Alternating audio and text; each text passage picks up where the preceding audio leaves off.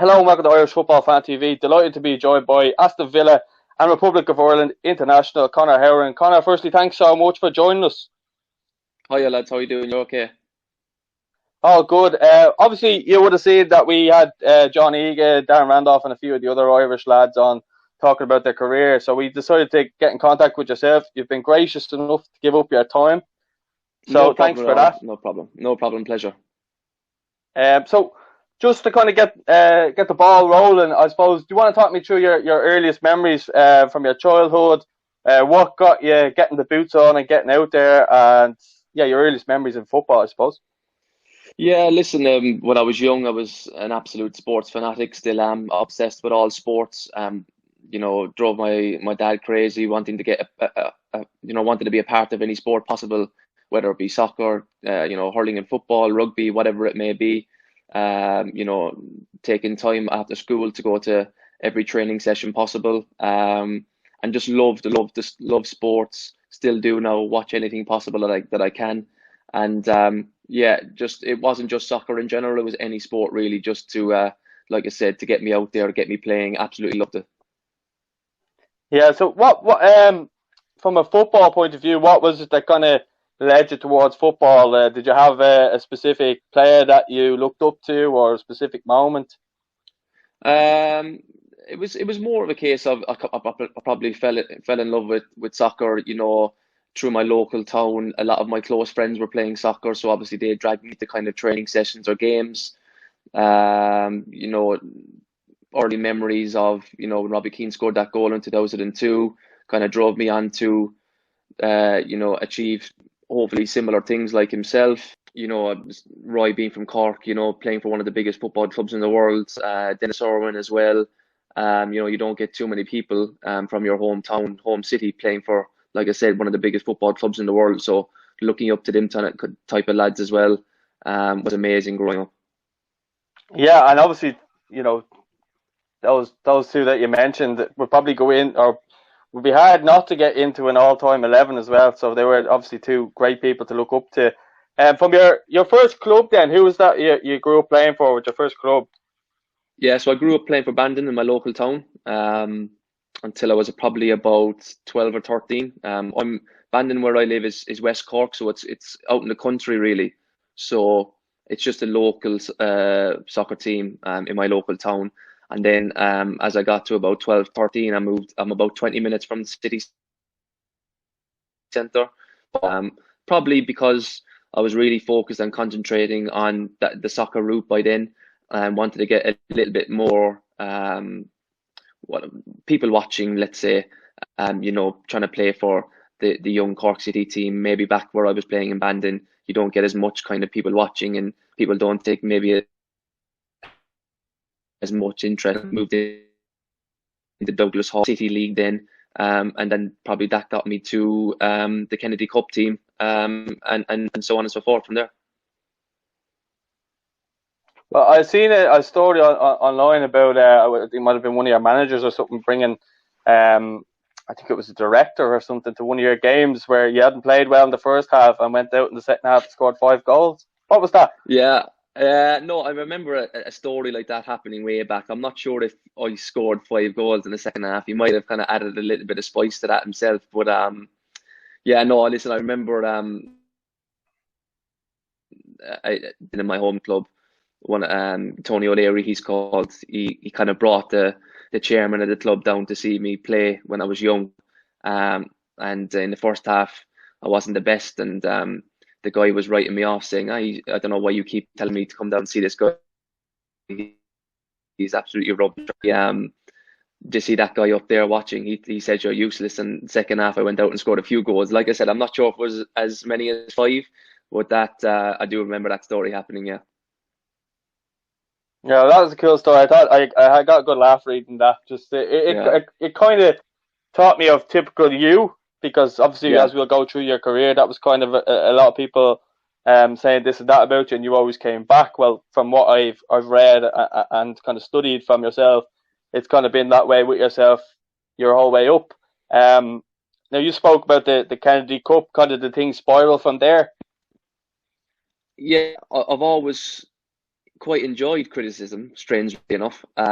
It's always drove me on. It's always kind of fueled my fire, if I'm being honest with you. Now, listen, I'm not looking for everyone to criticize me, because I think if I got too much of it, then I wouldn't like it. But no, little snippets here and there. It's always, I wouldn't shrink from any criticism.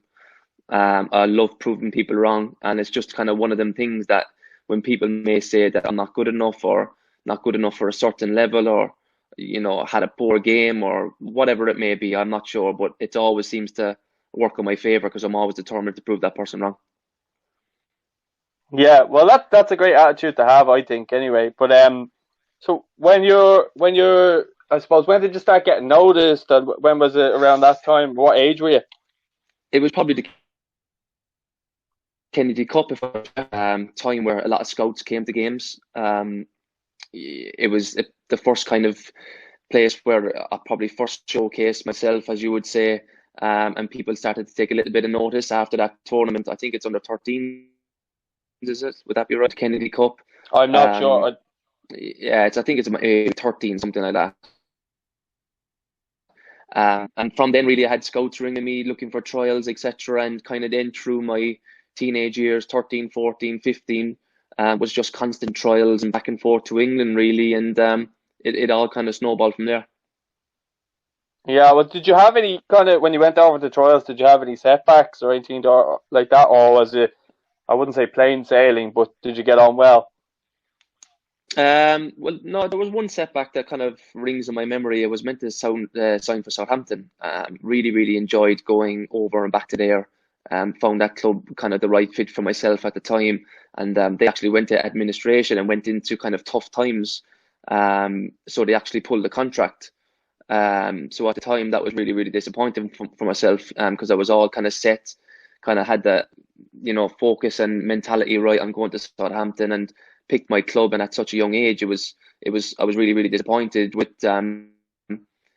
Obviously, listen, it was out of my hands. They went to money problems. The club went into money problems, and that move never happened. So it kind of set me back a couple of times. Sorry, and kind of had to reevaluate and go on other trials. And it took me a little bit of time to get going again. John Egan kind of spoke about that too, like early setbacks and stuff like that. Yeah. Your mindset, like, were your family very good for that, and kind of helped you then eventually get the move over?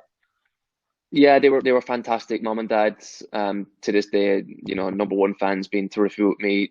Dad and mom, like I go back to sports mad, dropping me to every training wherever that may be. Taking me to Dublin for underage Ireland kind of training sessions and games, which wouldn't be a short journey from Cork, obviously. So she was, for her to kind of give me the kind of freedom to when she kind of book related, probably wasn't easy for her at the time, but she gave me her full support, and like you said, they've been absolutely terrific with me. Well, that obviously that goes into the sacrifice. Do you know what I mean? Long term, they might not have known of kind of where you got to. So that's class that they put so much time and effort into helping you achieve your dreams as well. Yeah, without a doubt. And listen, I'll never be able to thank him enough. There's always that risk there of not making it. So many lads don't. But you go back to that kind of, like we've touched on, determination and kind of mentality. Making sure I just made sure, did everything possible to make sure it worked, and lucky enough it did. Does that mentality come from your parents, or did you just adopt that mentality? Oh, do you know what? I think it's a case of probably having that fear of failure. Probably still have it now, even though some people would say I'm established in the game and playing at a half decent level. I hate kind of that fear of failing and being that guy that kind of went back home to Ireland and back to Cork and never made it. So, when I made that kind of decision to move to England, I did everything in my power to make it work. Listen, there was bumps on the road, ups and downs, setbacks, no doubt about that. But whatever came in my way, I always had that maybe ability to keep my head down, shrug it to one side, and keep moving forward, which is a good trait to have.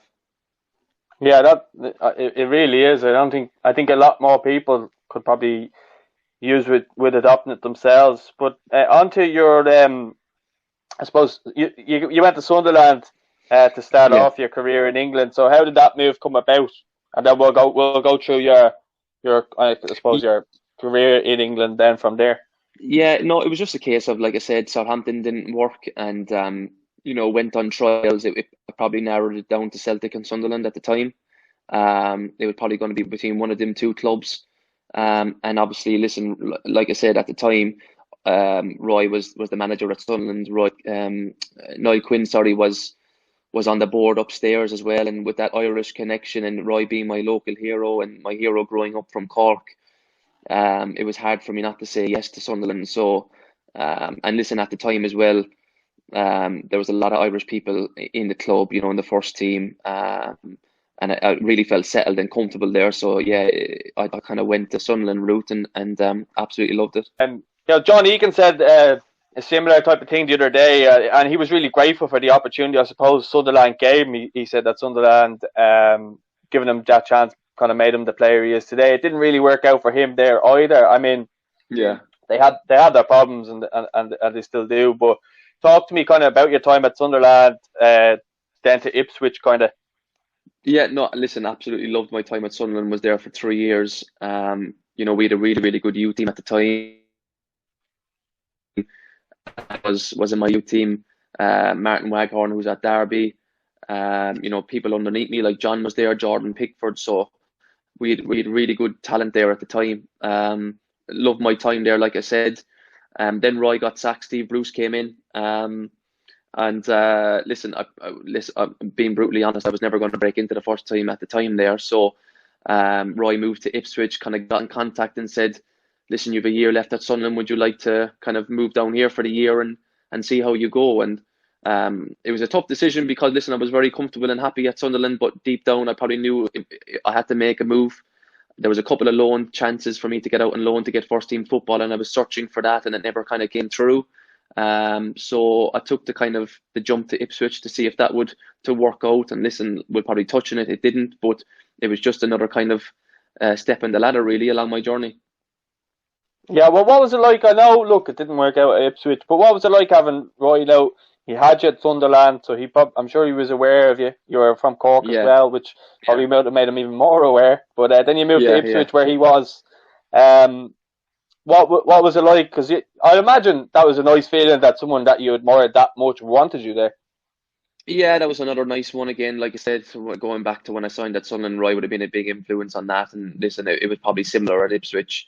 Listen, I thought that move would probably bring first team football into my career, what I always wanted. But me being quite naive at the time, only being 19, I didn't realise how good and tough the championship was. Now, being a kind of 29-year-old, 10 years later, looking back at a Conor Hourihane who was 19, I was never ever ready for the first team at Ipswich at the time. So listen, it was no fault to anyone's, only my own really, because listen, ultimately I wasn't ready. Roy probably saw that in me, that I wasn't ready, and it just didn't work out for me. But you move on, and you do that really. Yeah, well, the way you left Ipswich.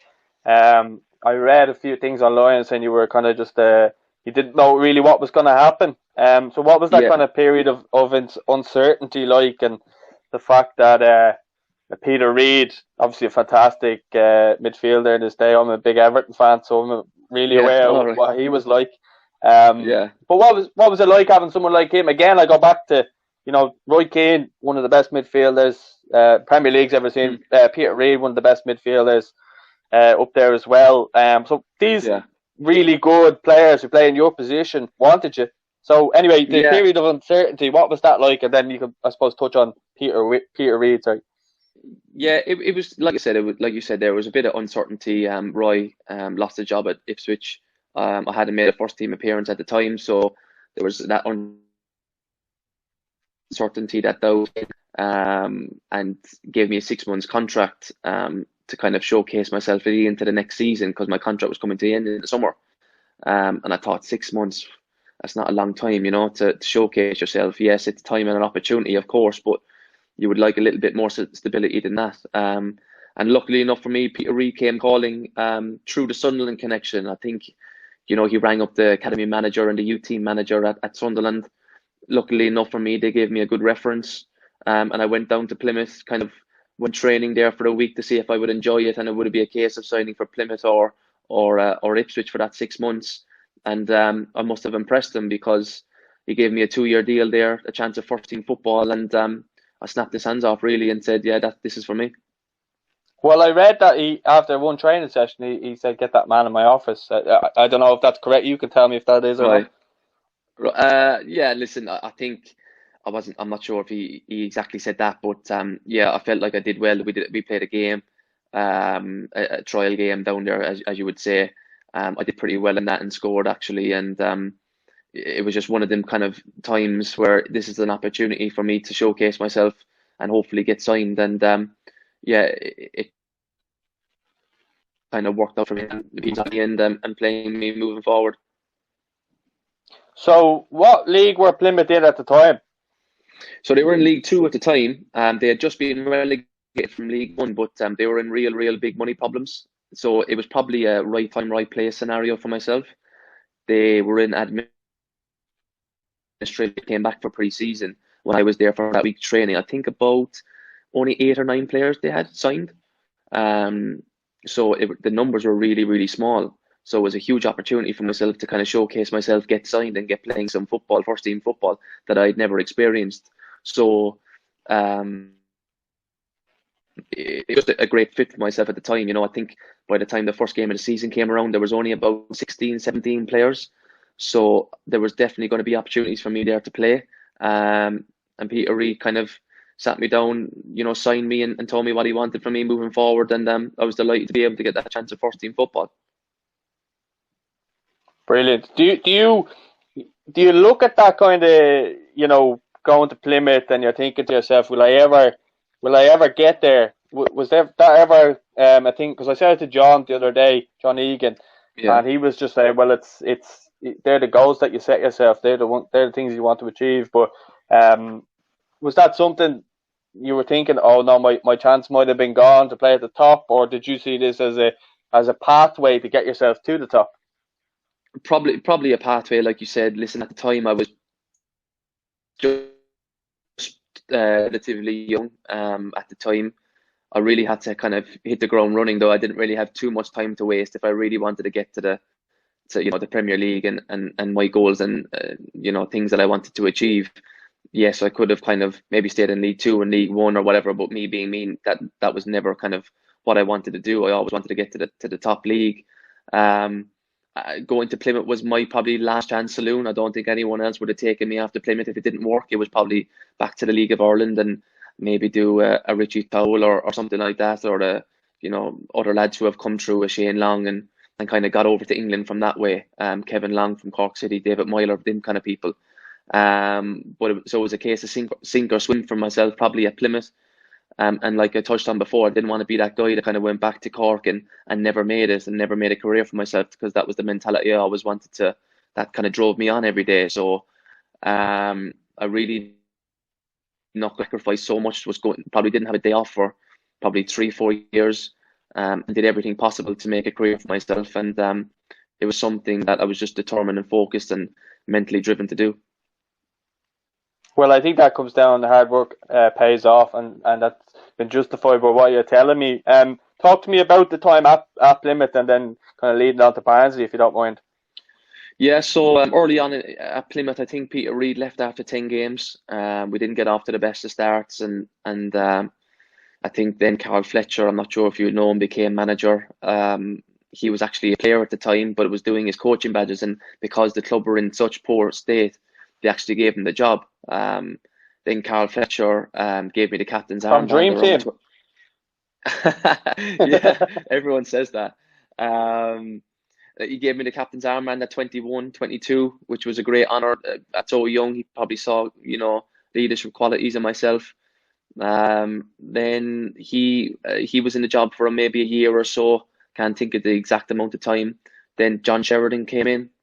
Another top class midfielder. I've been very, very lucky actually with playing with so many kind of managers who are midfielders along the way, as you touched on before, because to learn different kind of tricks and skills and individual advice from all them was fantastic. And then it became a case of Barnsley coming in for me after 3 years at Plymouth. Loved my time at Plymouth. We had just finished outside the playoffs that season, that summer. So I was kind of, eager to maybe move on, if I could. And Barnsley came in for me in League One, and me being ambitious, jumped at the chance to kind of move on to Barnsley and move into the next league. Yeah, well, and that went well for you because you became captain at Barnsley, didn't you? Yeah, started off kind of just, in League One. Danny Wilson was the manager. He signed me, and then Lee Johnson came in and made me captain when he took over as manager. I was delighted again in League One to be captain of another football club. Was more than happy, of course. And things went from strength to strength. Then really, kind of Barnsley really kind of drove me forward and put me on the map, with how my time went there, really. Yeah, because you got you were promoted there, weren't you? I seen the pictures of you celebrating with cups and stuff. Yeah, yeah. Yeah, we win trophies now called the Checker Trade Trophy, at Barnsley, and we obviously won the League One playoff final, and we won them both in the same season. So it's a quite memorable season, one that I look back on with great fondness. That was another kind of bit of luck I needed to get promoted to get to the Championship. So that season, 15-16 season, was a special one for me. Quality. And then so talk to me then from kind of the Barnsley move to Villa, how that kind of came about, and then we'll get into, I suppose, a little bit about your Ireland career as well. Yeah, so the Barnsley to Villa one was, like I said, was hugely fortunate to get it from League One to the Championship through promotion. Then I had a year contract left at Barnsley, going into the Championship, going into the unknown again. Had never played at the Championship. Had experience watching a little bit of Championship football during my time at Ipswich, because Ipswich were in the Championship when I was there. It was another chance for me to hit the ground running, really. Barnsley kind of came to me with a couple of contract offers, but with a year left, if I knew kind of in my heart, if I hit the ground running here, half good, So I went into the season probably with a little bit of, if it didn't work out for me, in the Championship, and only with kind of a year rolling my contract down, I don't think maybe I would have been in a trouble, but I wouldn't have gone on to what I hit the ground running. Had a really good 6 months at Barnsley in the Championship, and then kind of other Championship teams came calling, but only 6 months left of my contract, so it was kind of a good time for me, really. Yeah, well, obviously Villa have like a huge Irish connection. You think, Paul McGrath, Steve Staunton, Andy Townsend. I could go on. So was that something that you were thinking of? The fact that Villa have always had a kind of strong Irish connection. Was that something that maybe drove you to them, as well as them obviously being a massive club? Yeah, there was definitely a factor of that, without a doubt. At the time, Sheffield Wednesday were another team that were interested, but Barnsley being in Yorkshire and kind of local, kind of would have harmed my kind of relationship I had with the Barnsley fans. Villa came along, such a big football club at the time. I knew it was a big football club, and they had huge history by winning trophies and winning the Champions League back along. But it probably it took me to realise how big the club was, really, until I signed and started playing for them. Huge football club, and couldn't turn them down, really. It's such a great football club to be playing for. Yeah, well, you seem to, I don't want to jump too far ahead, but you seem to be a fan's favourite there. They really seem to like you. Yeah, listen, I'm not so sure. I don't know. I don't try not to pay too much attention to that. When I moved there, I was desperate to make the move work.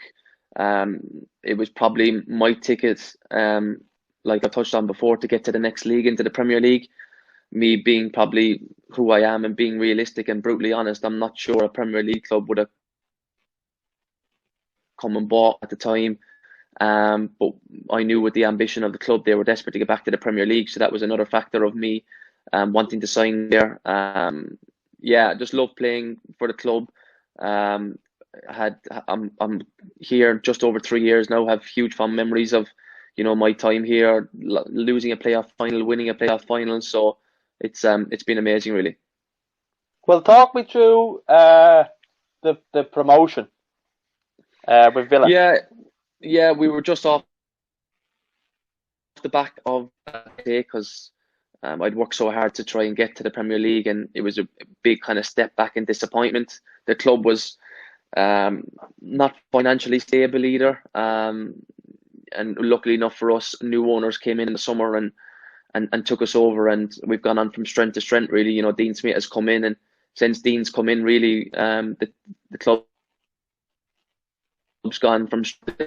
We were kind of in around mid-table till about October, November time. Dean Smith came in, and we went on a fantastic run. Jack came back from injury, and I think we won 10, 11 games in a row, something like that. And we shot up the table and comfortably finished in the playoffs at the time. And we had a great second half of the season. Went into the playoffs with a lot of confidence because, like I said, the second half of the season went so well. And going into the playoff final against Derby, really fancied our chances, and to kind of flip it on its head 12 months later and get promoted from a playoff loss to a playoff win made it extra special, really. Yeah, and you were obviously having a fantastic season at that point, yourself personally, because you do seem to have a bit of magic in that left foot of yours. Listen, yeah, I've managed to score a couple of goals with the left foot over the years, which is great. Dean came in, and at the time, Jack Grealish and John McGinn were both playing in midfield, and Dean changed it to a three-man midfield. Me being more attack-minded, he asked me to play the more deeper one behind Jack and John, and I thought, yeah, listen, no problem. I'll try and adapt my game and change my game a little bit to make it work, because Jack and John being two very, very good players, it was always going to be tough for me to maybe get in a more advanced role. So I changed my game to become a defensive midfielder, and the three of us kind of made a decent centre midfield trio with Glenn as well coming in and out of the team, and it was brilliant, and we went from strength to strength. Yeah. Yeah, you touched on Glenn Whelan there. I just wanted to ask you, how good is Glenn Whelan? Because I don't think he really gets a lot of credit. No, he definitely doesn't. Until you play with Glenn, you don't realise how good he is. He's someone that you want in the trenches with you. Probably underestimated for his passing ability. He's technically very, very good. Great lad as well on and off the field. And had such a brilliant career. I think he went into the 90 bracket caps not so long ago. Played 8 to 10 years, and listen, if you get 90 odd caps for your country and play in the Premier League for 8 to 10 years, you're not going to be a poor player, that's for sure. Yeah, well, I think it showed with Stoke. I mean, they got relegated, didn't they, when he left? But anyway, without a doubt. I think, as I said, I think in my own opinion, I think he's very, very underrated on an international level as well. But I suppose from around a year ago, wasn't it? We had the campaign under Mick. With the start of the campaign. Now, Mick was obviously a big part of your establishment in the Irish team. Now, talk to me just before about the campaign under Mick, just about maybe your first cap. Martin O'Neill probably would have given you your first cap, wouldn't he? Yeah, Martin gave me my first cap, probably my first 7 caps, 8 caps, something like that. Was always kind of in and out. Got a couple of starts in against Iceland at home in the Viva. Didn't really go to plan. Iceland at the time were decent side, to be fair, because they kind of went there through their strong patch and beat us 1-0. Got a couple of more starts in friendly games. Came on in a couple of games. Denmark, Serbia, but was only for maybe 5-10 minutes, so it was hard to establish myself. And then Mick came in and things changed for myself. It was a fantastic kind of change at the time, and he put huge faith in me, and went from strength to strength from there. Yeah, everyone always goes on about the Gibraltar game. I'm not really going to go too much into it. We got the result that we needed. And before the campaign, did you think that you were going to play such a, I suppose, pivotal role in the team, or did Mick say anything to you before the campaign began? No, not really, if I'm being honest with you. My only kind of thing going into the campaign was I knew Mick was a bit of a fan of mine just because he tried to actually sign me before at Ipswich when I was at Barnsley. He was at Ipswich at the time, I was at Barnsley, so that kind of gave me a little bit of confidence that he kind of liked me, and I might play a part in the campaign. Another opportunity for myself to, to stake a claim and stay in the team, and Mick put huge faith in me, and I'd like to think I kind of repaid him with good performances. And I absolutely loved playing under Mick. Yeah, it was great. Yeah, well, talk to me about there's obviously the Georgia game. You told me just before we began that was your daughter was born that week, which I Yeah, didn't know. So that was a nice touch to get the goal for her. yeah, yeah. It was amazing. At the time, I wasn't sure if I was going to actually make the game. I came into camp a few days late because, listen, my missus having a baby, you can never kind of force it out too quickly. It's all kind of, I wasn't really sure if I was going to make the game. Luckily enough for me, she had the baby about, like I said, 4 or 5 days before the game. Me being me, as soon as the baby came, I was off to get into camp and to get ready for the Georgia game. Um, and it was just one of those games that it's memorable for myself for many reasons. Obviously, my daughter just being born, my first international goal, getting a win. One of them games that I look back on for many years with great fondness. Yeah, well, talk to me about. I don't want to go too much into the politics of the tennis balls and all, but the fact that the tennis balls were being thrown on the pitch, Yeah. what was going through your mind at that point? Because obviously you were about to step up to take a very important free kick in a very, I suppose, decent area. If you're Conor Hourihane, it's a very decent area. If you're Paul Nealon, it's not. But if Yeah. it's Conor Hourihane, it's a decent area to be taking a free kick from. Yeah, no, listen, it was just one of them really. Listen, it was a strange and bizarre situation. Yeah, at the time I was kind of getting it ready and getting it set up, and all of a sudden the kind of referee told me to stop, and I wasn't sure what was going on really because it was kind of happening at the other end of the pitch. Yeah, And I had to look back, and all of a sudden there was loads of tennis balls on the pitch, and yeah, it was a strange one. Obviously, I got told to kind of don't take it and wait for all the tennis balls to be removed. Kind of step back, stayed relaxed, and knew it was an opportunity for myself to maybe score or whatever, and yeah, probably mentally was probably a key factor in that. Staying calm, staying relaxed, waiting kind of until the referee told me it was good to go. Doing my routine that I usually do, and yeah, luckily enough, it went in. yeah. Well, it was obviously a memorable moment and a huge win at the time because that meant we went top of the group at that point. Yeah, Um, But yeah, obviously a fantastic memory. The whole build up of the week sounds like it will forever live in your memory anyway. yeah, yeah, definitely without doubt, special moment, special week. Like I said, for many many reasons. I knew my partner and my daughter who was just being born were watching the game. It was amazing, really.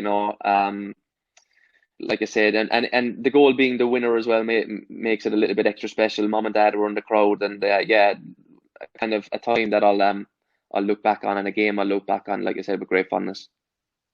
Yeah, well, I think that was something Mick brought back was that with the fans, the connection in terms of the atmosphere hadn't been that good for a long, long time before that. So that to Yeah, get nights like that back, well, I distinctly remember the Switzerland game, yeah, the amazing. Yeah, Denmark game as well. But I actually yeah. remember. Sorry, go on. No, no, I was just going to touch the Digi's goal. I thought you were going to maybe touching it or whatever with being 1-0 down. And you said about the atmosphere, the place was rocking after that goal. So Mick definitely got the fans going. Yeah, well, what I was going to just say about Mick was, and feel free to talk about any of the games and kind of the Yeah, insight behind them if you like. But I was just going to say about, I remember being in the press conference talking to you, and Mick knew that you weren't getting game time at Villa, and he decided to play you left back. I think it was the Bulgaria yeah, game, the friendly, wasn't yeah, yeah, it? yeah. But what was it like to have him, like the fact that he was the Ireland manager, and he was putting that much faith into you that he was like willing to play you even out of position just to get you a couple of minutes. So hopefully you get the minutes at club level then as well. Yeah, no, Mick was absolutely terrific with me for that. At the time, like you said, I wasn't really playing at Villa. I was kind of in and out of the team, and um, we had played a game prior to the Bulgaria game. I can't remember who it was. It was definitely a qualifier, I think. And Was it am Denmark I trying? away? It might have been. I'm not quite sure now. But we had a qualifier, and then we went on to the friendly game. I can't remember who it was. And listen, I just went to Mick really and said, listen, I'd like more minutes if possible. Whether I didn't expect him to say left back, but he said, listen, what would you fancy left back to get minutes into your legs? And me being me, I would have played in goal for Ireland or for Mick at the time, no problem. I said, yeah, of course, no problem. Thanks so much, basically, to get me more minutes. Played left back, I think maybe 60, 65 minutes, something like that. And like I said, was so grateful for him to say that, because not many managers would say, do you want left back to get some fitness in? So little things like that went a long way with me, and Mick as well. It was brilliant. And what would you Mick, as of yesterday, is no longer the Yeah. manager, but what would your kind of relationship be with him? I imagine you're very thankful for everything he's done for you. Yeah, without a doubt. Mick kind of put me on the map, so to speak, and gave me that real opportunity, in my hurling career, something that I've always wanted to do, kind of get a run again for Ireland. And Mick gave me that opportunity, and I'll be forever thankful for that. And listen, he was brilliant with the lads. He was brilliant with the fans, like you said, brought the buzz back to the fans. The lads absolutely loved him. So just always be thankful for that. Yeah, well, obviously we're going to have the playoff, and we don't know when that's going to happen yet. So I'm not really going to go too much into detail. Obviously, hoping that this time, or we're looking forward to Euro 2021 in Dublin. Hopefully that we are there. But on to Villa. We don't know what's going to happen with the Premier League now as well. Yeah, I know it's a strange time at the minute. Yeah. But I wanted to kind of touch on that tweet from a few years back, and I love that about you, is that you're in my opinion, and from getting to know you even more now, it perfectly describes you and someone who doubted you from getting to the bottom to getting to the Premier League, and then you actually kept it. Yeah. To use it as motivation. Sorry, I love that. I think that's a real good message for younger people to look at and go, look, if someone tells you can't do something, go and do it. Yeah, do you know what? At the time, I actually didn't know who he supported, but he actually supports Aston Villa, which is funny enough. It's quite ironic how it worked out. Yeah, no, listen, I just remember at the time him kind of writing me off, telling me that, that's never ever going to happen. Like I touched on before, criticism has always spurred me on to prove people wrong. I've always taken criticism and kind of people writing me off in the right way. Sorry. And over the years, I've always remembered that tweet, and always something that I've always wanted to do. The night before the first Premier League game against Spurs, we were playing for Spurs' first game of the season. I knew I was playing because the manager had named the team at the time, and I actually went back to the tweet in my hotel room, and so I had the tweet ready for the next day. And I've been waiting that long to do it over the years. If we had got beat 20-0, if we had got beat 5-0, whatever the scoreline was going to be, I was always tweeting that tweet. Some people liked it, some people didn't like it, but it's something that's satisfied me anyway over the years. Well, there was people saying that, like holding on to that's not like something that people should do. But I disagree. I think that, if you're using that as motivation to get you where it is, then in my opinion, it's totally fine and totally justified. Yeah, no, listen, like I said, everyone's got different opinions about all sorts of things, football, life, whatever. But it's just something that's helped me along the way, really. Like I said, criticism, I use as motivation. I love proving people wrong. People who have written me off over the years or told me I'm not good enough for whatever level I've played at. And I think it's a good trait to have, really, using it in the right way for myself. Yeah, absolutely, and I totally agree with you on that. By the way, the connection's a lot better where you are now, so I can hear you, and everything's perfect. Good. I was just going to touch on kind of a little bit about the Premier League, how you found it and stuff like that, and then I'll get into the last questions, and I'll let you go then, because you've been on nearly an hour. So yeah, talk to me about the Premier League. Obviously, after that tweet, you are in the Premier League now, and how have you found it to jump up from, I suppose, the lower leagues to the Premier League? Because remember, you said at Sunderland and Ipswich, you kind of weren't ready for first team football, but now you're in the Premier League.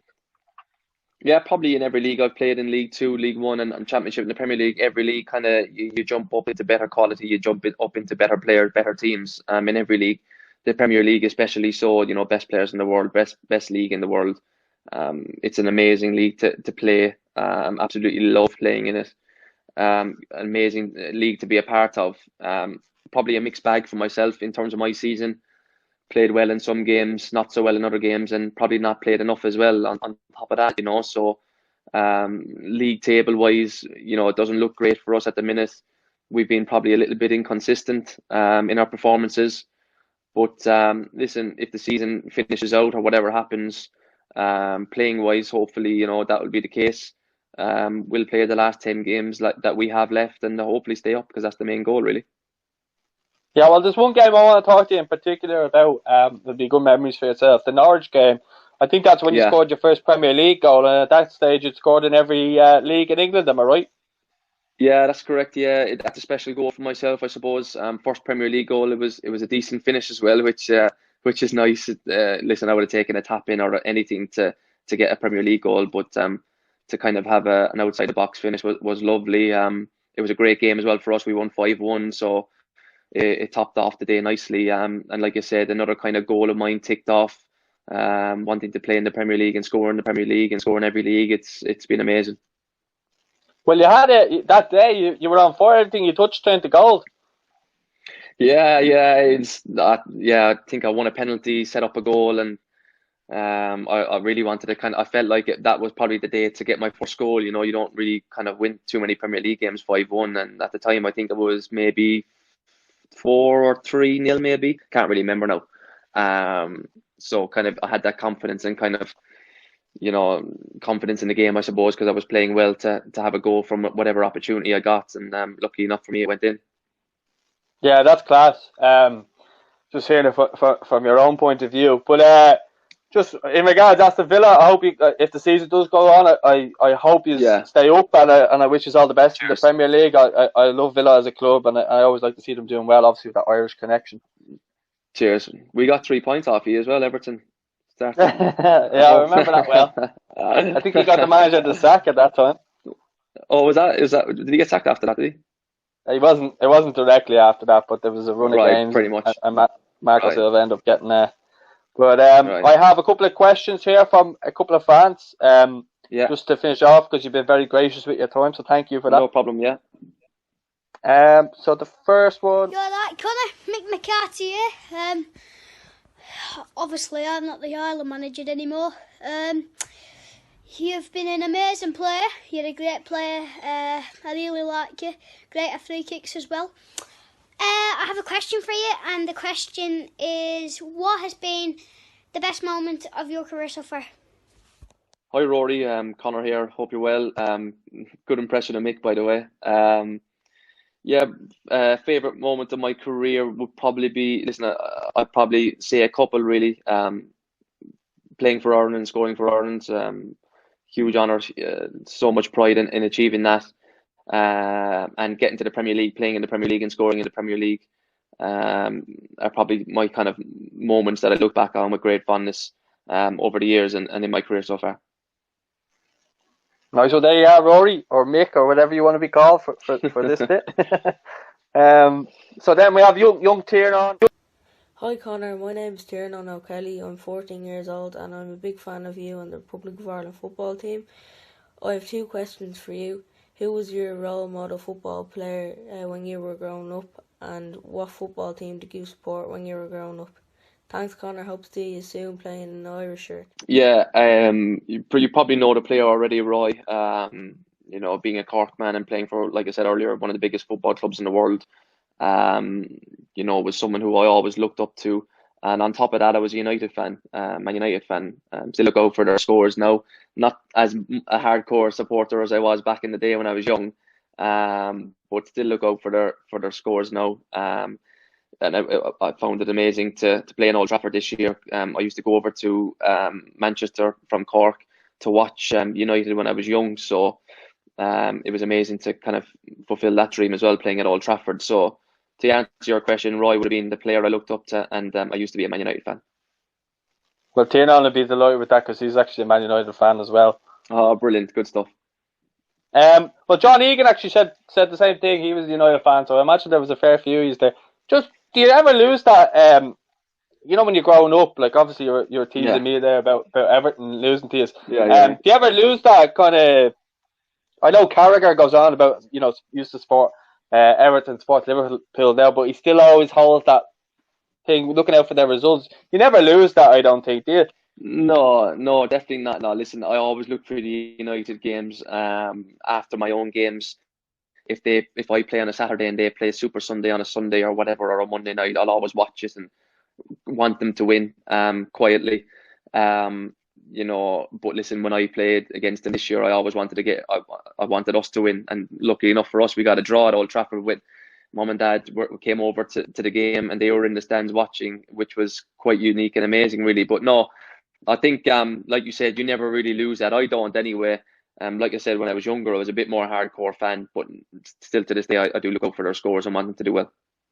Yeah, well, it's obviously club first, and then whoever you support second. Exactly, yeah. Yeah, well, last thing I just wanted to ask you was who was the toughest opponent you've came up against in the Premier League? If you can think of one, 2 or 3 is fine, but if you can think of one. Let me think. Probably Mane. He probably hurt us the most this year. We were winning against Liverpool 1-0. I don't know if you remember or not. It was actually just an ordinary 3 o'clock game. Surprisingly enough, I thought Liverpool at Villa Park would be like a Sunday game or whatever. But it was just an ordinary 3 o'clock game, and we were winning 1-0 all the way up to the 90th minute, I think. And he scored in the 90th and the 93rd minute. Mane killed us. And it would have been a great result because obviously Liverpool were flying at the time. We played Man City. Kevin De Bruyne was brilliant. That's actually funny because John Egan said Mane or De Bruyne as well. Did he say the same? Did he? Yeah. You must have been watching that. Nah, I'm trying to think now. Maybe trying to think of someone that maybe people wouldn't. We've played Wolves, and Traore was very good. He said Jimenez. And Jimenez up front was quite good. And when we played Spurs, Son was really good, I felt. So they're the kind of people that jump out at me. Yeah, well, they're not surprising. They're all quality players. Yeah. Well, Conor, that's really it for me. I just wanted to say a huge thanks for coming on and giving up your time. I know you have your family duties and everything like that, so really, really, really appreciate your time. Thank you so much. No problem, Paul. Thanks for having me on, and I'll speak to you soon.